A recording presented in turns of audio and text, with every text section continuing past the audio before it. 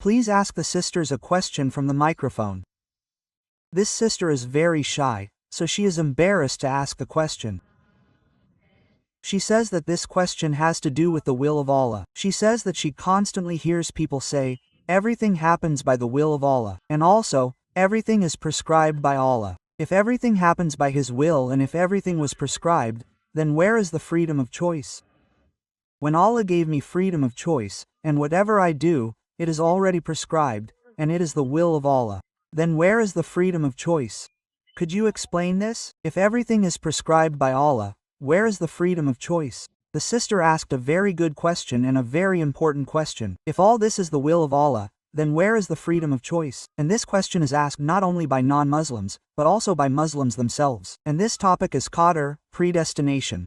For example, some people say, if my predestination says that I will steal, and I steal, who is to blame for this? Allah, quote.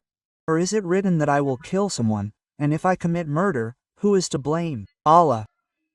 Where is the freedom of choice? If everything happens according to His will, and it is written in predestination, then where is the free will? The answer to this question is this. Of course, all Muslims must believe in predestination, and they must know what predestination is. I will give you an example. Let's imagine that we are in a class of 100 students.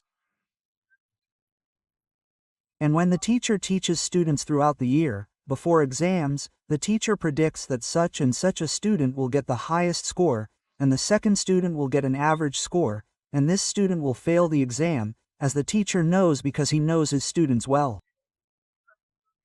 He knows that the first student is very diligent and hardworking and does his homework, and the second student is mediocre, and the third student is sloppy and does not do homework, skips classes, constantly watches movies, and so on. And the teacher predicts that he will fail. And after the exam, when the results are shown, as the teacher predicted, the first student got the highest score, the second got an average grade, and the third failed. I ask you, can a student who failed the exam blame the teacher, saying, you predicted that I would fail, so I failed? Who is ultimately to blame, the teacher or the student? Who is to blame, the teacher or the student? The student. That's right, the student. The teacher only guessed, and the student himself did not study, did not try, and did not do his homework. And similarly, Allah, PBUH, gave people freedom of choice. Allah said what is good and what is bad, and gave us a choice. For example, imagine a road divides into 4 directions. You can choose any of them, and you chose the 4th. Allah knew that you would choose the 4th direction.